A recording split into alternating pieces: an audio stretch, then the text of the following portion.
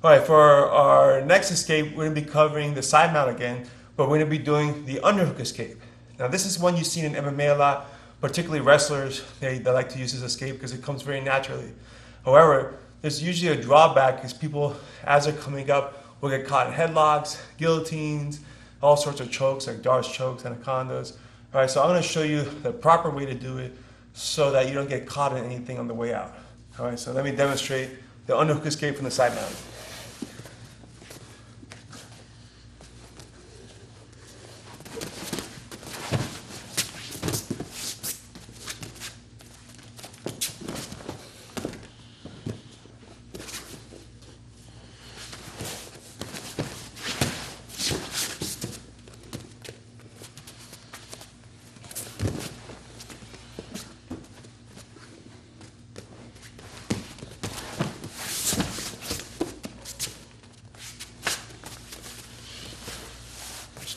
Let's go ahead and break this down. So what's going to happen, very similar start to our hip escape. All right, where I'm here, I want to get them low first. All right, so I push myself away. Once I feel them sitting on my hips, I'm going to pop my hips up, create some space. Boom. All right, and now here's the opening for my underhook. All right, so this hand will start to come up here for the underhook, all right?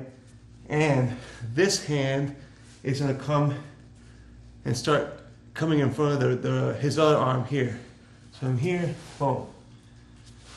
I'm gonna try to turn to my knees as quickly as possible, all right? So when I get here, boom.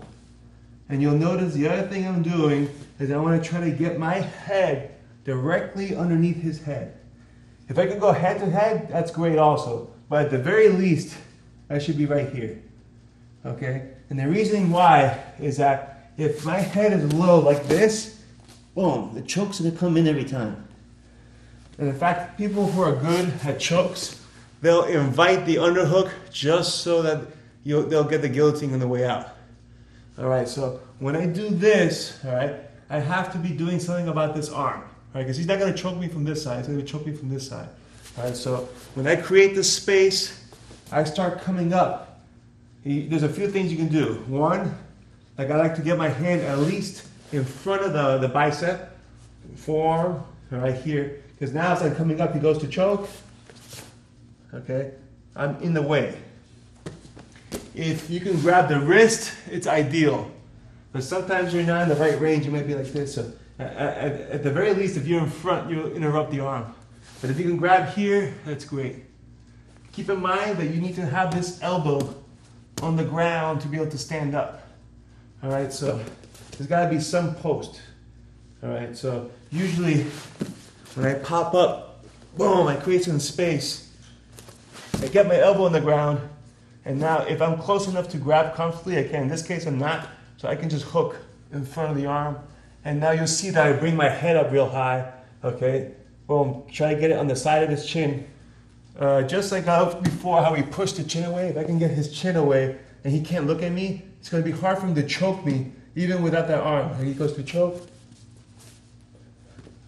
okay? Because if you're right next to his chin, he can't choke you. Here, he goes to choke. Okay.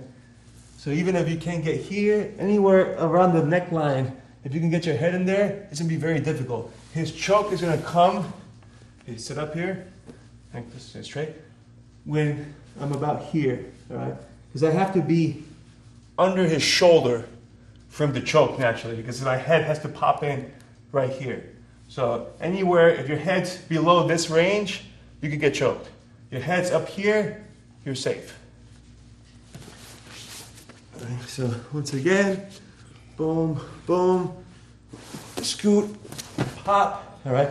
You notice when I pop, I also try to twist, already land on my hip so that I'm sideways and getting ready to come up, boom. Okay, at this point here, let's turn it this way. Right here. So at this point I'm like this, get my legs, boom, come up to my feet. And if I had the wrist control here, all right, That's even better because now it's going to be harder for him to come up to his feet. Right? If he comes up to his feet here, I could pull him down and I can get the headlock instead. But at the very least, we both come up to our feet. You know, and I got the wrist control. Bing, bing. All right, so you have a lot of things you can do from there. Okay, so that's the underhook escape from the side mount.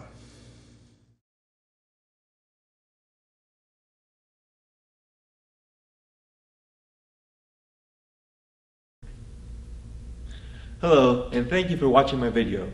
If you liked what you saw, go ahead and check out my website right here at davidavellan.com, and you'll be getting access to even more videos, techniques, tips, dieting advice, etc. Anything related to the mixed martial arts you can get by subscribing to my website. Again, here at davidavellan.com. There's a little box to the right. You can go ahead, submit your name and email, and you'll be getting daily updates with videos, techniques, tips, dieting advice, sports psychology. All that stuff is covered in my email list.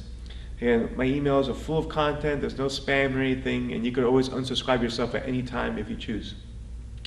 Also, if you're seeing this on YouTube, go ahead and click like just underneath here, all right? And you could post a comment there, just letting people know, what you felt about the video. If you're seeing this on an internet forum, go ahead and drop a comment underneath about the video. You could also just put TTT, which stands for to the top, so that more people can see the video. Again, all this stuff helps out. It gets more people to see my videos, it gives more exposure to my website. Okay, again, so you can click like, drop a comment, and of course visit my website, davidavellan.com, and subscribe to my email list. Thank you.